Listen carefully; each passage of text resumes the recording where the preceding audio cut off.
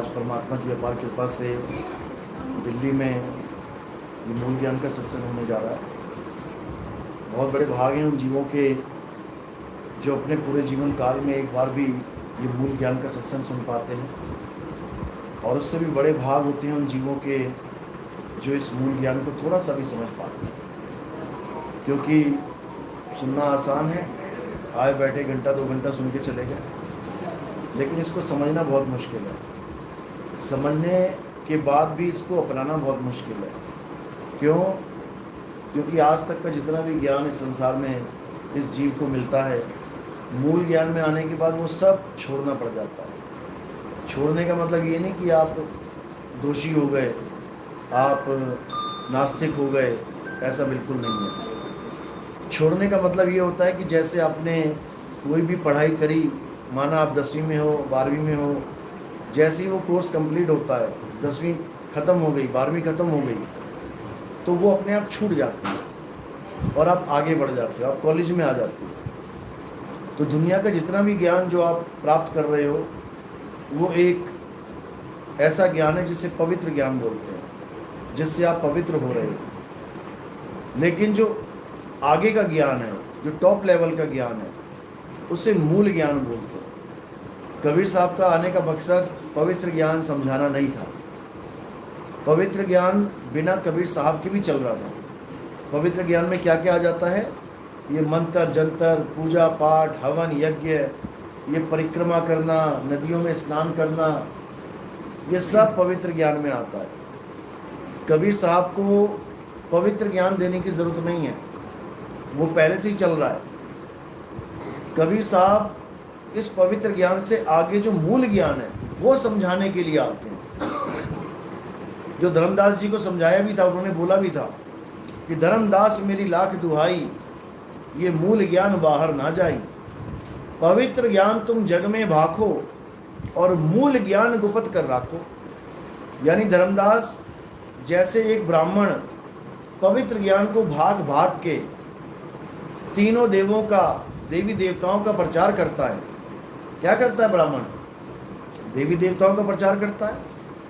ब्राह्मण ही है जो राम जी की पूजा करवाता है, कृष्ण जी की पूजा करवाता है, हनुमान जी की पूजा करवाता है, देवी देवताओं के नाम जपवाता है। इसी प्रकार तुम भी पवित्र ज्ञान भाखो, यानी तुम भी एक कथा सुनाओ लोगों को। कौन सी कथा? अनुराग सागर की कथा। अनुराग सागर की कथा में क्या बताया है कि एक परमात्मा है जिससे आगे काल और माया ये प्रकट हुए, और उसके आगे 3 गुण यानी रजोगुण, सत्वगुण, तमोगुण, ब्रह्मा विष्णु महेश जी प्रकट हुए। यानी ब्राह्मण भी एक कथा सुना रहा है और धर्मदास जी भी एक कथा सुना रहे हैं। ब्राह्मण की कथा का सार कहाँ तक आ जाता है? देवी देवताओं तक, ब्रह्मा विष्णु महेश जी तक, या ब्रह्म और माया तक। यहाँ पे खेल खत्म हो जाता है ब्राह्मण का। अब इससे आगे नहीं बता सकता वो। अब इससे आगे कौन बता रहा है? इससे आगे धर्मदास जी बता रहे हैं अनुराग सागर ग्रंथ में। जब आप पढ़ेंगे तो आपको पता लगेगा कि उसमें ब्रह्मा जी, विष्णु जी और शंकर जी के माता पिता और दादाजी का भी जिक्र है। आज जो YouTube पे आप देखते हैं कौन विष्णु की माँ है, कौन ब्रह्मा का पिता है, ये सारे दोहे जो बोले जाते हैं कि शंकर का दादा कौन है, हमको दे बता, ये सब उसी अनुराग सागर ज्ञान में से, अनुराग सागर ग्रंथ में से निकाल के ये दोहे बने हुए हैं। कोई ऐसा ग्रंथ नहीं है जो ब्रह्मा जी के दादाजी का, शंकर जी के दादाजी का जिक्र करे। केवल एक ग्रंथ है अनुराग सागर, और वो किसने लिखा है? वो धर्मदास जी ने लिखा है। और धर्मदास जी को वो ज्ञान कहाँ से प्राप्त हुआ? वो कबीर साहब ने बताया है। यानी कबीर साहब उस मूल ज्ञान को लेके आए थे। मूल का मतलब होता है जड़। जैसे पेड़ ऊपर से भले आपको दिख रहा है 3 टहनियाँ, 4 टहनियाँ, 4 शाखाएं, हजारों पत्ते, हजारों फल, लेकिन जब नीचे उतर के जाओगे तो जड़ आपको एक ही मिलेगी। तो जड़ यानी जहाँ से शुरुआत हुई है।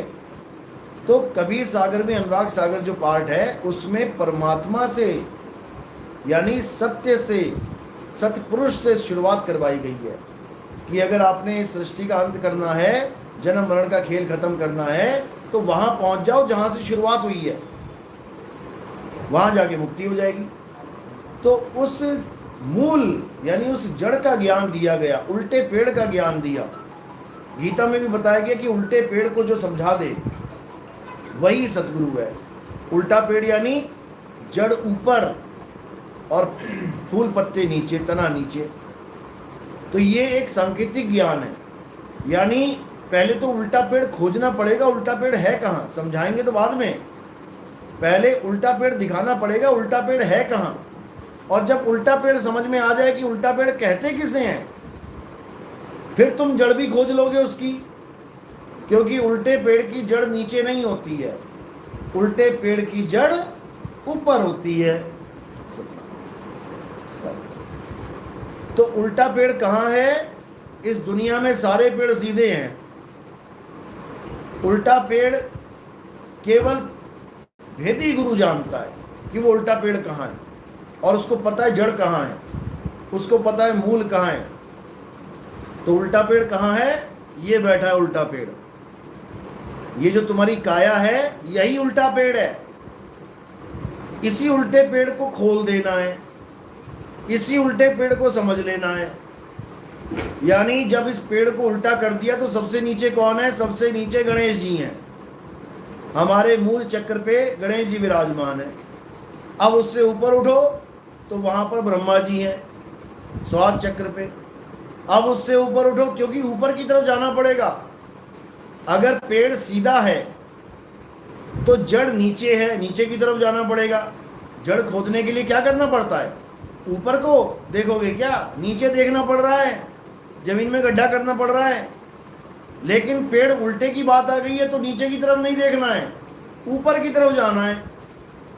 तो पहले गणेश जी, फिर ब्रह्मा जी, फिर विष्णु जी, फिर महेश जी, फिर आदि शक्ति कंठ में, फिर आज्ञा चक्र में निरंजन। ऐसे करते करते आप जड़ तक पहुंच जाओगे। जड़ भी मिल जाएगी आपको, ऐसी बात नहीं कि नहीं मिलेगी। लेकिन जड़ केवल पता लगने से वहां तक नहीं पहुंचा जा सकता। किसी ने बता दिया हमसे दीक्षा लेके कि नितिन दास यहां जड़ बताता है, चलो ठीक है बता दिया, लेकिन पहुंच नहीं सकते, पहुंच नहीं सकते। काला पानी में बैठे बैठे किसी को याद आ गया कि दिल्ली में मेरा घर था, याद आ गया, कोई बात नहीं, लेकिन पहुंच नहीं सकता। क्यों? साधन नहीं है। इसी प्रकार जड़ का पता लग जाने पर भी कोई वहां पहुंच नहीं सकता जब तक उसको साधन नहीं मिल गया, उसको गुरु के द्वारा चाल नहीं बता दी गई, कौन सी चाल से पहुंचेगा। अगर कोई भी गुरु आपको पौड़ी दर पौड़ी लेके जा रहा है, पहले गणेश जी के लोक में जाओगे, वहां कलिंग जाप का जो इकट्ठा हुआ है धन वो दे दोगे।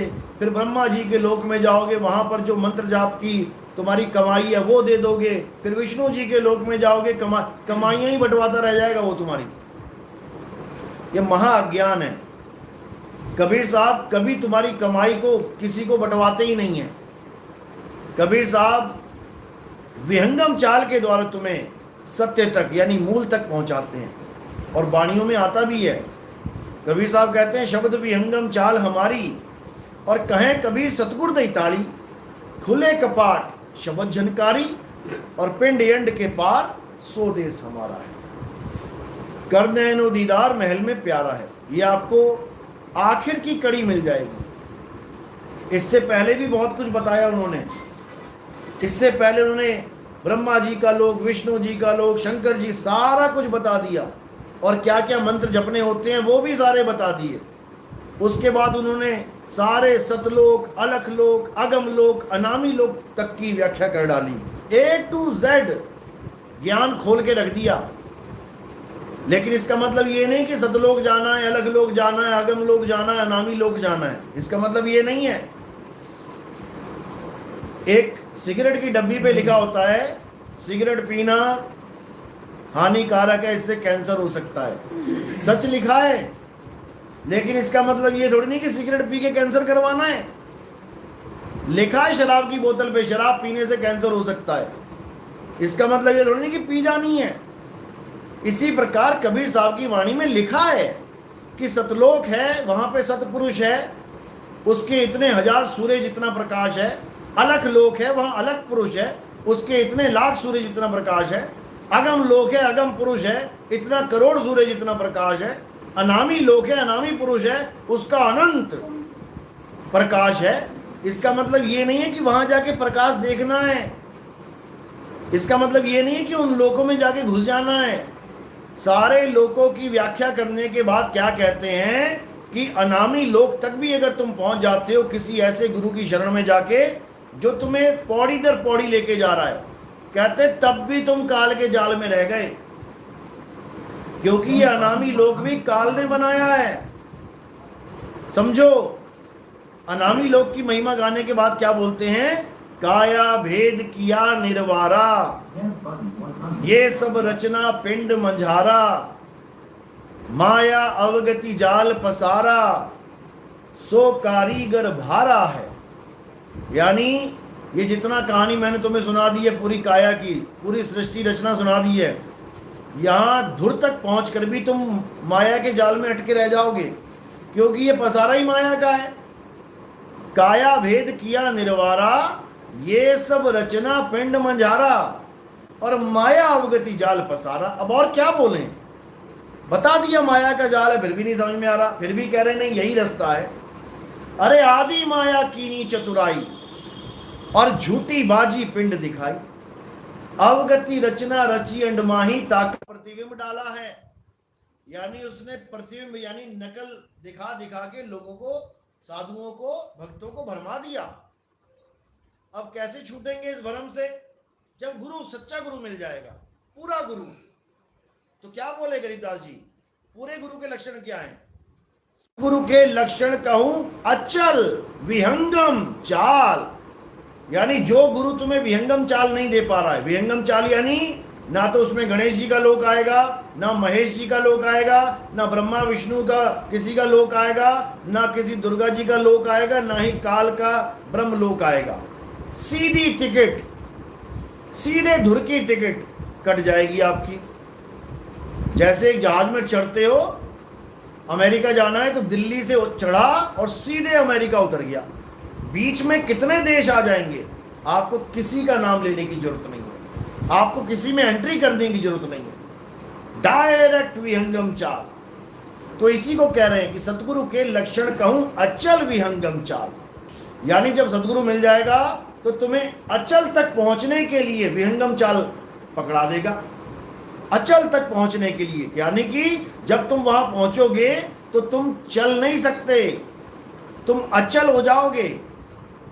अचल यानी स्थिर हो जाओगे, एक जगह रुक जाओगे, फिर तुम्हारा हिलना डुलना बंद हो जाएगा, फिर तुम्हारा आना जाना बंद हो जाएगा, क्योंकि परमात्मा का यही गुण है कि आवे न जावे, जन्मे नहीं मरे, सो निज पीव हमारा हो। यानी जो आता और जाता है, जो अचल नहीं है, उसको हम परमात्मा नहीं कहते, उसको हम परमात्मा नहीं कहते।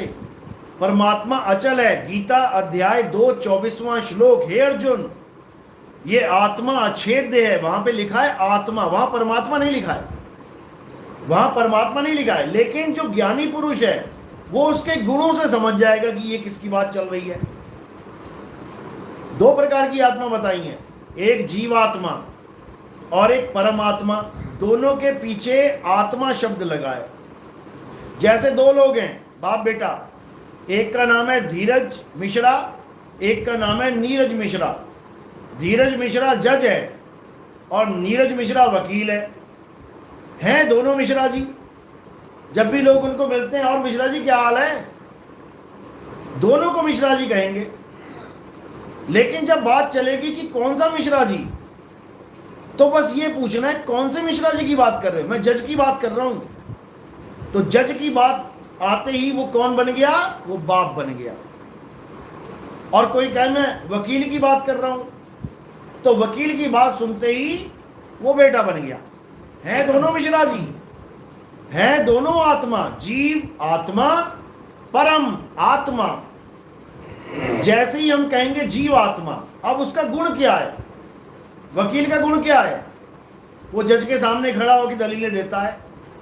और जज का गुण क्या है, वो दलीलें सुन के उसके बाद फैसला देता है। दोनों का गुण है। वकील फैसला नहीं दे सकता कभी, जितना मर्जी जोर लगा ले। और जज फैसला देता है।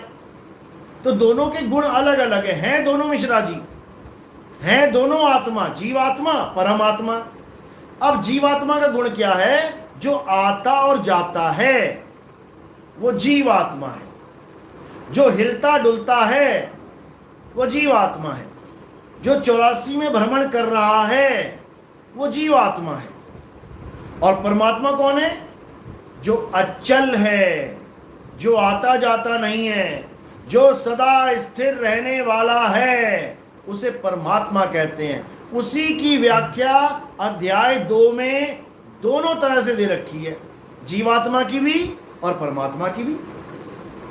जीवात्मा के लिए बता रखा है कि हे अर्जुन, जीवात्मा इन कपड़ों को धारण करता है। कौन से कपड़ों को? ये शरीरों को, शरीर रूपी कपड़े को धारण करता है, वो जीवात्मा है। अब तुम खुद ही अपनी बुद्धि लगा लो कि तुम जीवात्मा की पूजा कर रहे हो कि परमात्मा की। बस इतना सा खेल है, बताने की जरूरत ही नहीं है कि तुम सही हो कि गलत हो, तुम खुद ही अंदाजा लगा लो।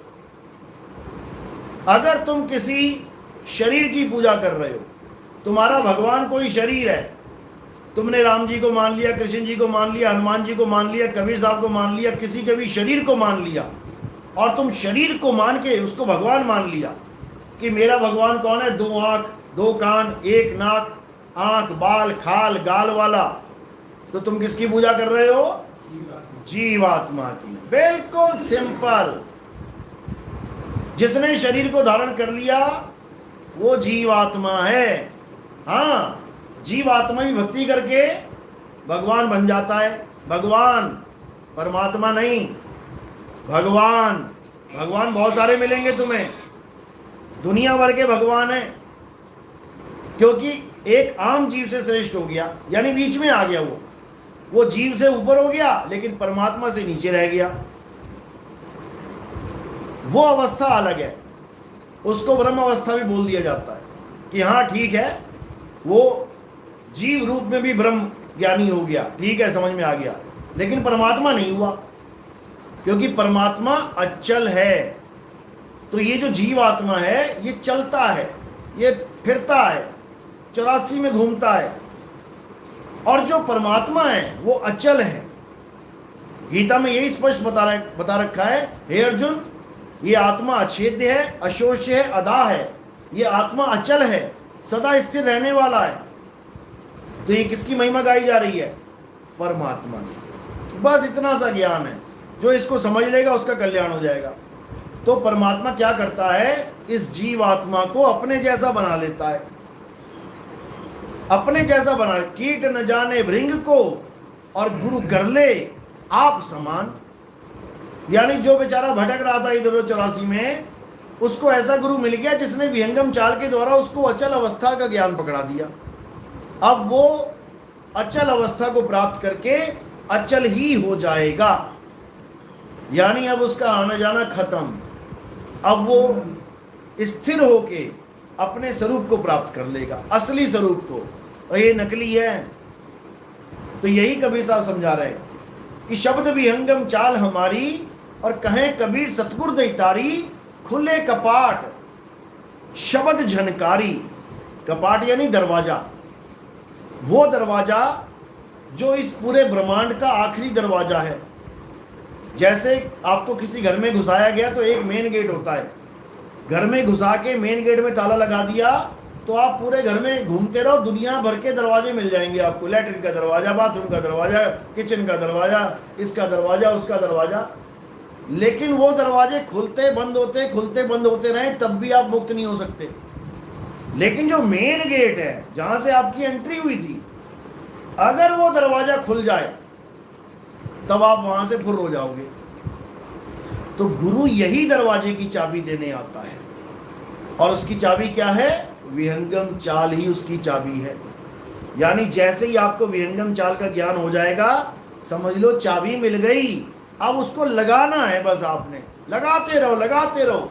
जैसे ही मालिक की दया होगी, कड़क करके खुल जाएगा वो। और जैसे ही खुलेगा तो वहां क्या मिलेगा? वहां कोई आदमी खड़ा नहीं मिलेगा कि ये परमात्मा जी आ गए। वहां कोई 2 आंख और 2 कान वाला बंदा नहीं मिलेगा तुम्हें कि ये परमात्मा है, अब चवर करूं जाके मैं, ऐसा कुछ नहीं है।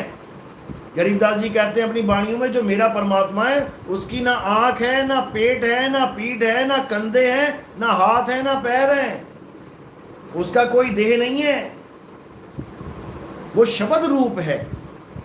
गरीब पुरुष कबीर ने देह धरा नहीं कोय, शब्द स्वरूपी रूप है, घट घट बोले सोए। वो कह रहे हैं मेरे परमात्मा ने कोई देह धारण नहीं करी है जो मैं उसको देही मान के बैठूं। तेरी और मेरी वजह से वो ज्ञान देने के लिए गुरु बन के आए हुए हैं। उनका स्वरूप ये नहीं है जो हमें दिखाया जा रहा है, वो शब्द स्वरूपी रूप हैं और घट घट बोले सोए, हर घट में विराजमान होके वो बोल रहे हैं। इसीलिए बोलते हैं चाम के महल में बोलता राम है, तू राम और चाम को चीन भाई। हमने राम को छोड़ के चाम को पकड़ लिया है। मेरे गुरुजी आदमी हैं, मेरे गुरुजी औरत हैं, मैं आदमी का नाम जपूंगा सत कबीर सत कबीर सत कबीर, मैं तो औरत का नाम जपूंगा राधे राधे राधे राधे। कबीर साहब यही समझा रहे हैं, हे धर्मदास तुमसे कहूं मैं नाम विचारी, और ना वो ज्योत ना पुरुष ना नारी। जो परमात्मा का असली नाम है वो ना तो स्त्रीलिंग है और ना ही पुल्लिंग है। स्त्रीलिंग और पुल्लिंग किसका नाम है? शरीरों का नाम है। हमें शरीरों का नाम जपवाया जा रहा है, हमें शरीरों में उलझाया जा रहा है। हमें आत्मा का ज्ञान चाहिए लेकिन हमें भगवान भी शरीर ही बताया जा रहा है। तो करे क्या? फंस गए शरीर में। और हजारों बार कबीर साहब ने ये समझाने की कोशिश करी कि मैं शरीर नहीं हूं।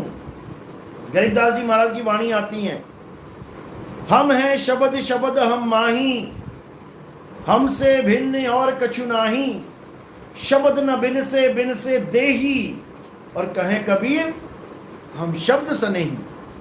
यानी मेरा जो असली स्वरूप है वो शब्द स्वरूप है। अब कौन सा शब्द? शब्द तो हिंदी के हैं, पंजाबी के हैं, उर्दू के हैं, फारसी के हैं।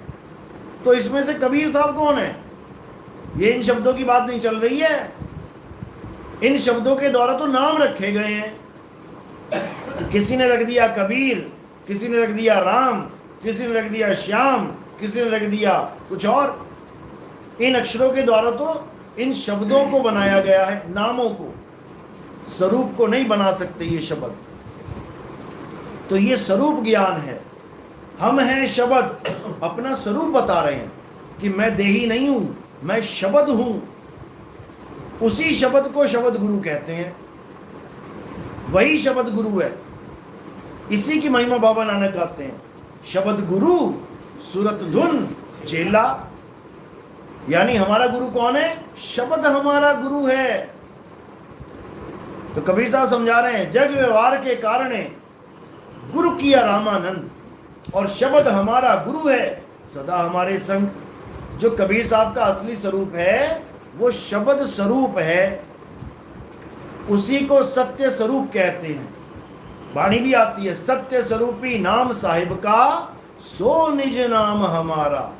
यानी मेरा नाम कबीर नहीं है। कबीर नाम तो मुझे रखना पड़ गया कलयुग में आने के लिए। अगर ये 4 युग ना होते, केवल 3 युग होते, सतयुग त्रेता द्वापर, तो कबीर नाम होता ही नहीं संसार में। क्यों? क्योंकि सतयुग में सत सुकृत नामा, त्रेता में मुनिंद्र नामा, द्वापर में करुणामय नामा, ये 3 में ही खेल खत्म हो जाता। तो चौथा युग है इसलिए कबीर नाम है। चौथा युग ना होता तो कबीर नाम भी नहीं होता। क्योंकि कई लोग सोचते हैं कि कबीर साहब का असली नाम क्या है? कबीर। वो उसी को समझ रहे हैं कि ये मेरा यथार्थ नाम है, ये मेरा निज नाम है। बिल्कुल नहीं है। अगर ये अक्षर ना होते, का खा गा घा घा, ये लाइन ही ना होती, तो कबीर का कहां से लेके आते? पा फा बा भा मा, ये लाइन ना होती तो कबीर का बा कहां से लेके आते? या रा ला वा शा, ये लाइन ना होती तो कबीर का रा कहां से लेके आते? ये इंसानों के द्वारा बनाए गए अक्षर हैं। अगर ये अक्षर इंसान ना बनाता तो कबीर साहब का कोई नाम ही ना होता। और वाणी में उन्होंने कहा भी है कि मेरा नाम अकहुआ भाई, जो मेरा नाम है वो अकहुआ, यानी वो कहने में नहीं आता, वो है मेरा नाम। लेकिन तुम लोगों ने अपने नाम रखे, अपने बच्चों के नाम रखे, अपने पोते पोतियों के नाम रखे, और नाम से ही इंसान की पहचान है इस दुनिया में। इसलिए मुझे भी रखना पड़ गया, मैंने भी रख लिया कबीर।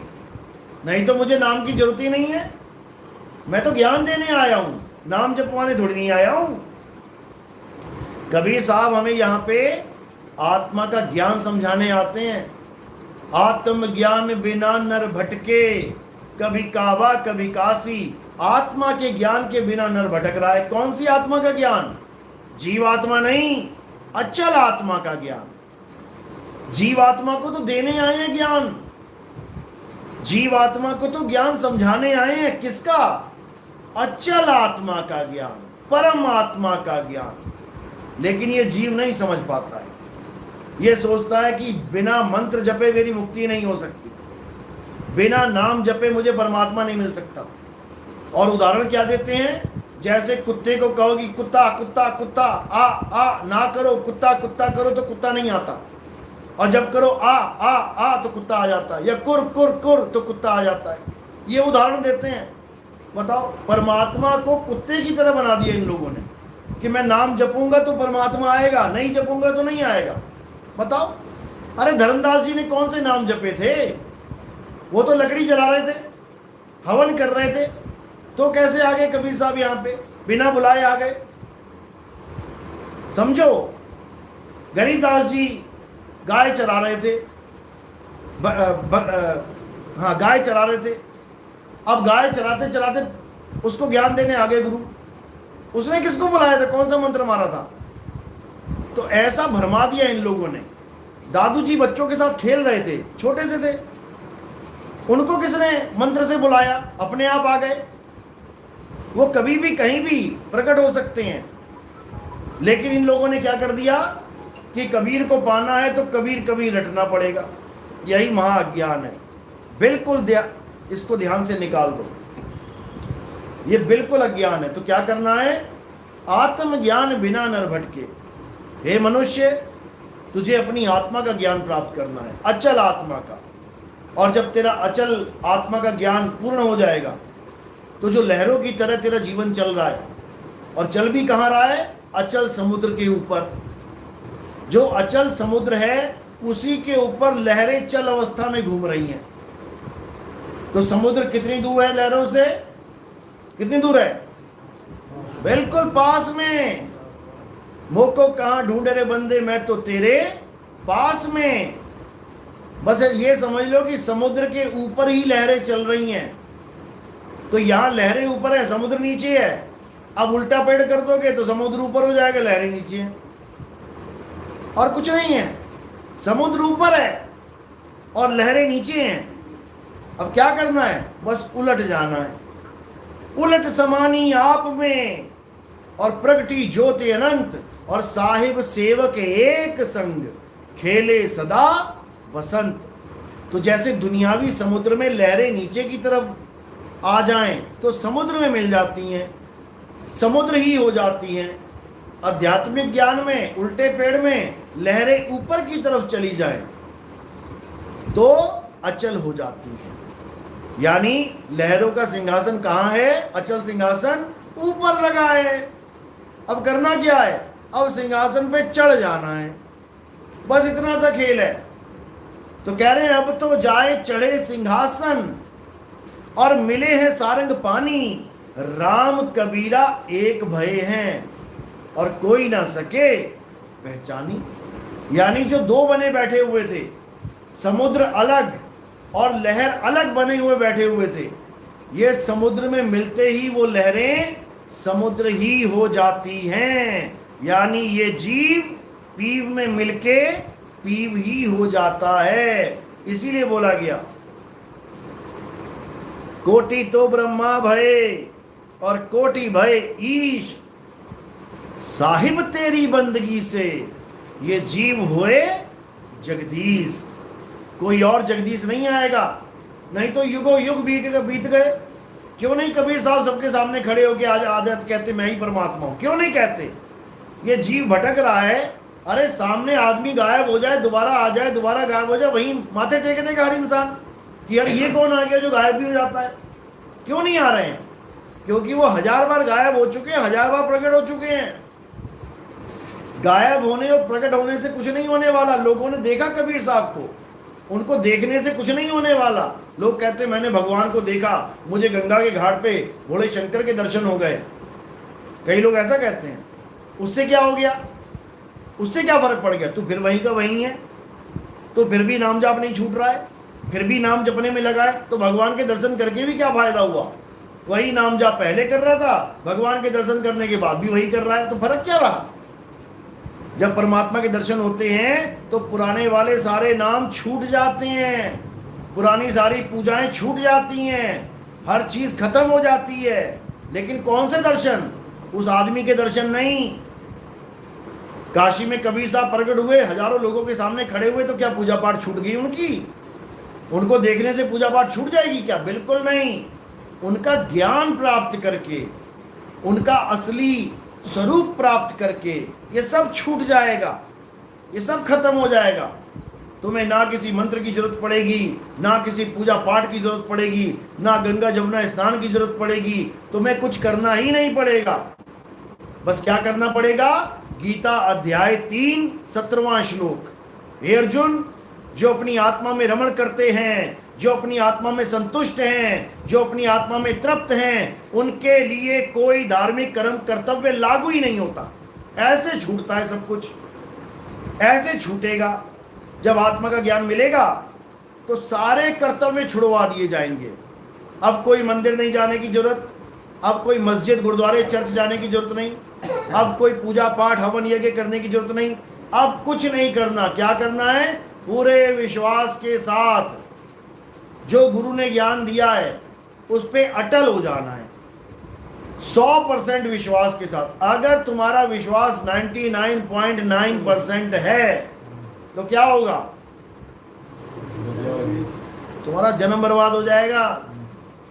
100 रुपए की टिकट है और तुम्हारे पास 99 रुपए 99 पैसे हैं, डाल के देख लेना मशीन में, क्या होगा? टिकट निकल आएगी क्या? कभी नहीं निकलेगी। वो कहेगा 1 पैसा बचा है, अब ढूंढो, मांगो लोगों से, तब जाके पूरे होंगे। इसी प्रकार कबीर साहब का ज्ञान क्या है? पूर्ण विश्वास का ज्ञान है। कहें कबीर सुनो भाई साधो, मैं तो हूं विश्वास में, अंधविश्वास में नहीं। कि कोई पत्थर का पुजारी भी आके हमें बोले जी मैं भी पूरे विश्वास के साथ भक्ति करता हूं, तो उसको पूछो कहां विश्वास किया तूने? तेरा पत्थर पे विश्वास है मुझे पूरा। अरे पत्थर अपने गले नहीं बचा पा रही है, हजारों करोड़ों की ठगियां हो गई बड़े बड़े मंदिरों में। अभी राम मंदिर में देखो क्या चल रहा है मामला। सोचो, पूरे कलयुग में सबसे बड़ा भव्य सम्मेलन था राम मंदिर, बड़े बड़े ऋषि मुनि, बड़े बड़े गुरुओं को बुलाया गया। एक भी गुरु ये नहीं बता पाया कि 1 साल बाद ये कांड होने वाला है। और बड़े बड़े अंतर्यामी गुरु बने बैठे हैं, बड़े बड़े भक्ति वाले गुरु बने बैठे हैं, और अपने वाले गुरु भी पहुंचे हुए उत्थे जेड़ा बाबा जी जानी जान है, और जानी जान तो दस पाया कि 1 साल के बाद ये गले में क्या क्या होने वाला है। ये हाल है। संगत जानी जान मान रही है उनको, और बाबा को अता पता नहीं कि जहां भव्य सम्मेलन में बैठा है वहां पर 1 साल बाद अखबार में क्या आने वाला है। ये हाल है। ये सब अंधविश्वास है। विश्वास किस पे करना है? एक को सिमरो नानका, जो जल थल रहा समाए, और वाही को क्यों सिमरिए, वो जम्मे ते मर जाए। इस पे किसी को विश्वास ही नहीं हो रहा है। आत्मदेव पे किसी को विश्वास ही नहीं हो रहा है, और इंसानों पे विश्वास करके बैठा हुआ है। बाबा जी तार लेंगे, मैनू भी तार लेंगे। तो भरावा आप ही तर जावे पहला हो। तो बात इतनी सी है। गुरु ग्रंथ साहब में बिल्कुल वाणी क्लियर है कि अगर पूजा किसी की करनी है तो किसकी करनी है? आत्मदेव पूजिए, गुरु के सहज सुभाए। बताओ, एक लाइन में तुम्हें सारा निचोड़ बता दिया कि पूजा किसकी करनी है? आत्मदेव की पूजा करनी है। ढूंढो, अब ढूंढो कहां है आत्मदेव। किसी को अता पता ही नहीं आत्मदेव का, और साथ में लेके घूम रहे हो। साथ में लेके घूम रहे हो, तेरा साईं तुझ में है। जा रहे हो मार्केट च शॉपिंग कर तो साईं भी नाल लेके तुरे होया है, साईं साथ में घूम रहा है तुम्हारे, और लेकिन तुम्हें समझ में नहीं आ रहा। लहरें भागती जा रही हैं, भागती जा रही है, समुद्र को ढूंढ रही है, कहां है कहां है, वो नीचे है, वो नीचे है, उसी के ऊपर भाग रहा है तू। नहीं समझ में आ रहा है। ये तब समझ में आता है भाई जब भेदी गुरु मिल जाता है, तब वस्तु का ज्ञान मिलता है और मंत्रों का ज्ञान छूट जाता है। सोई गुरु पूरा कहावे, जो 2 अक्षर का भेद बतावे, एक छुड़ावे एक लखावे, तब प्राणी निज घर को जावे। तो ये जितने भी नाम है ये सब छूट जाएंगे, प्राणी जाएगा जी, सब छूट जाएंगे, और उसके बाद तुम्हें अपना असली स्वरूप मिलेगा। एक लखाए यानी तुम्हें तुम्हारा सत्य स्वरूप लखाए, लखाए मतलब उसकी पहचान बताए कि वो कहां मिलेगा, तुम्हारी दौड़ खत्म करवा दे, उस वस्तु का भेद बता दे कि वस्तु कहां पड़ी है। ढूंढना तुम्हारा फर्ज है। अगर तुम्हें नहीं मिल रही, गुरुजी 10 साल हो गए नाम लिए, कुछ मिल नहीं रहा है, इसका मतलब तू खोज नहीं रहा है, सही से खोज नहीं रहा है। तो कह रहे हैं वस्तु कहीं और ढूंढे कहीं, और कैसे लागे हाथ, गुप्त वस्तु तब मिले भेदी लीजे साथ। और भेदी लीना साथ में, दीनी वस्तु लखाए, और कोटि जन्म का पंथ था पल में पहुंचा जाए। यानी जिसको ढूंढने के लिए करोड़ों जन्म लग गए, उसका भेद तुम्हें एक पल में पता लग जाएगा। लेकिन भेद पता लगने के बाद भी तुम्हें 100% सूरत को वहां पहुंचाना पड़ेगा, इसी में देरी हो जाती है। यही सबसे बड़ी दिक्कत बन जाती है कि गुरुजी ज्ञान तो पूरा समझ में आ गया, मैं ध्यान भी लगाता हूं, लेकिन कुछ हो नहीं रहा। अब हो क्यों नहीं रहा, कारण क्या है?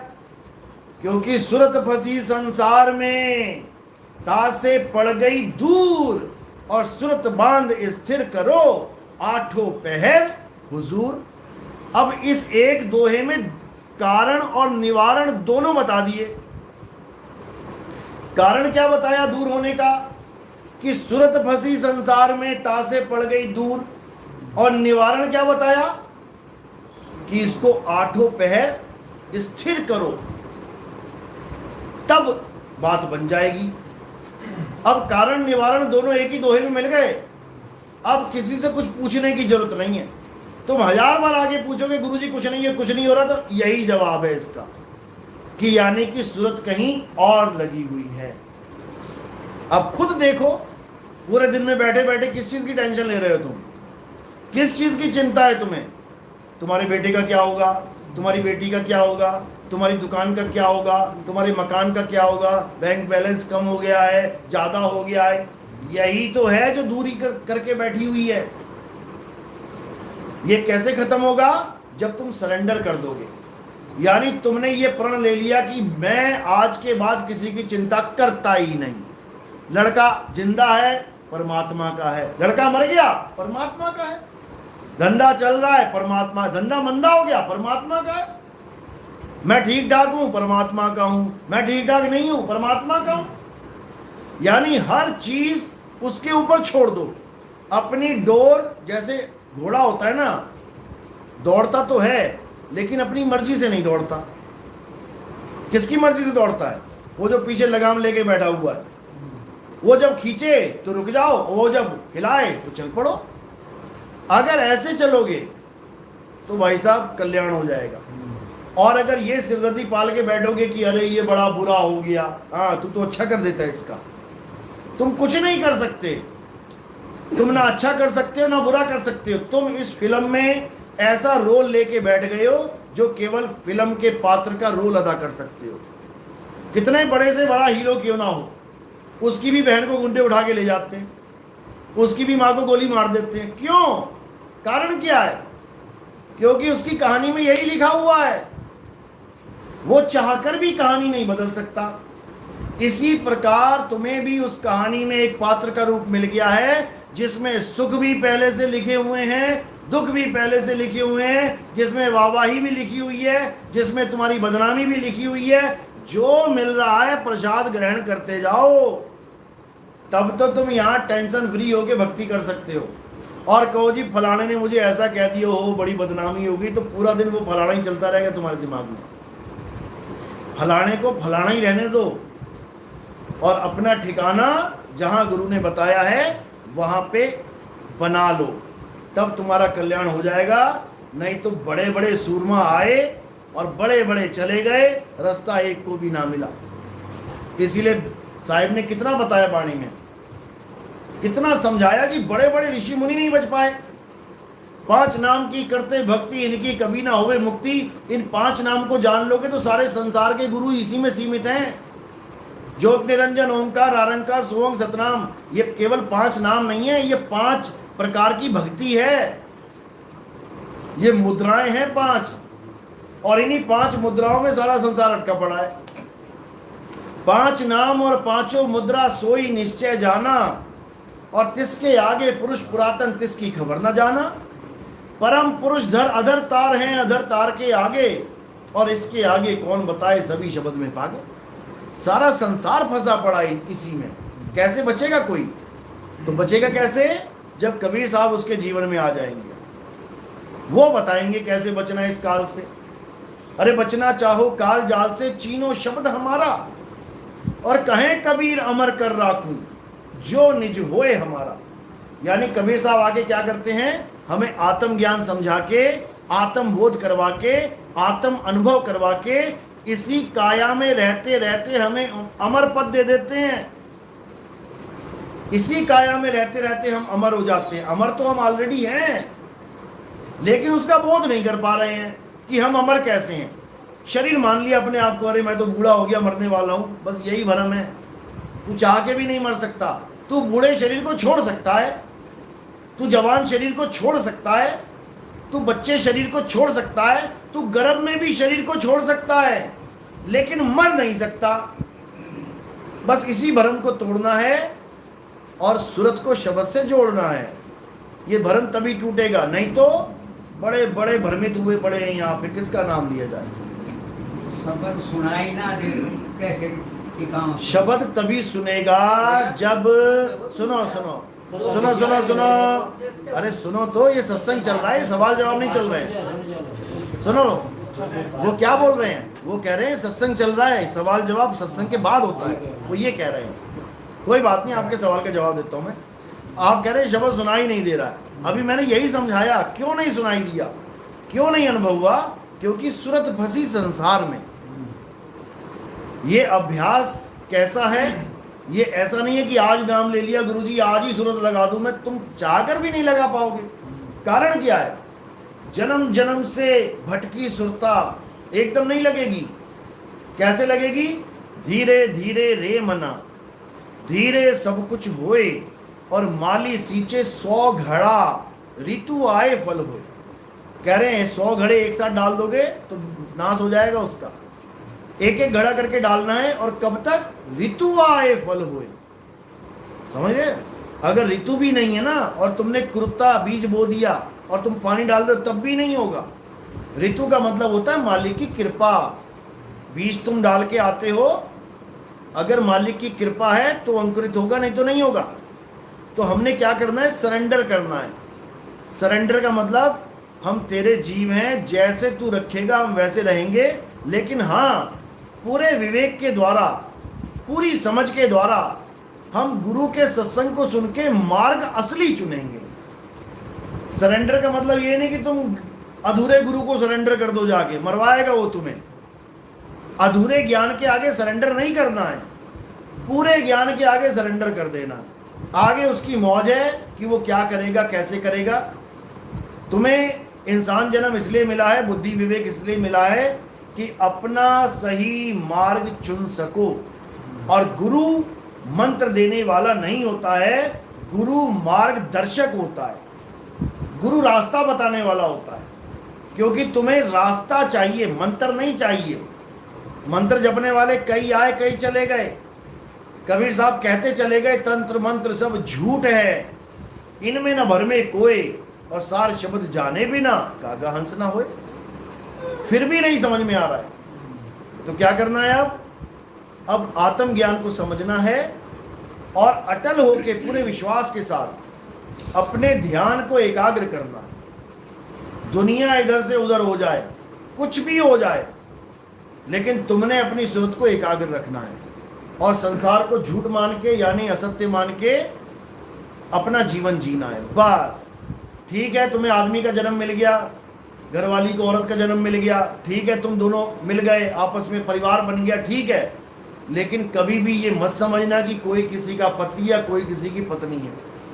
अगर तुम्हारी मृत्यु ये सोच के हो गई कि ये मेरी बीवी है, ये मेरा बच्चा और मैं मर रहा हूं, तो भाई साहब दोबारा बीवी बच्चे बनने के लिए तैयार रहना। तुमने यहाँ शरीर कैसे छोड़ना है? तुमने यहाँ शरीर आत्मा होके छोड़ना है कि मैं एक आत्मा हूं, ना मेरा कोई माँ, ना मेरा कोई बाप, ना मेरा कोई बीवी, ना मेरे कोई बच्चे। मैं आत्म तत्व हूं, मेरा कोई रिश्तेदार नहीं है। अगर तुमने ये सोच के इस ज्ञान में शरीर को छोड़ दिया तो तुम्हें आगे कोई जन्म वन्म मिलने वाला नहीं है। ये अंत मता सो गता का नियम है, यानी तुम जिस भाव में शरीर को छोड़ोगे उसी भाव में तुम्हें अगला जन्म मिल जाएगा। और आत्मा होके शरीर छोड़ोगे तो आत्मा का कभी जन्म होता ही नहीं है और मिलेगा भी नहीं। समझ में आई बात? बस इतना ही समझना। जिसको ये समझ में आ गया उसको आगे कुछ समझने की जरूरत नहीं पड़ती। बोलिए परमपिता परमात्मा की सदा ही जय हो। और कोई सवाल किसी का? कोई सवाल हो पूछ लो। चलो बहुत अच्छी बात है। जब ये प्राणी निज घर को जाए, प्राणी जाएगा जी ये आत्मा जाएगी? देखो प्राणी किसको बोला जाता है? जीव को। जो प्राण के साथ चल रहा है, जो प्राणवायु कहते हैं ना, नहीं प्राण में नहीं पिंड में, जो सांस ले रहा है उसको प्राणी कह देते हैं। सांस चली गई तो कहते हैं प्राण पखेरु उड़ गए। तो प्राणी जीव को ही कहते हैं, जीव ही प्राणी है। प्राण नहीं जाएगा वहां तक। कोई कहे कि प्राण चला जाएगा परमात्मा के पास, नहीं जा सकता। प्राणी जाएगा, प्राणी जा सकता है, जीव यानी जीव जा सकता है। श्वास नहीं जा सकती। लोग श्वास के साथ सोच रहे हैं कि श्वास पे चढ़ के परमात्मा तक पहुंच जाएंगे।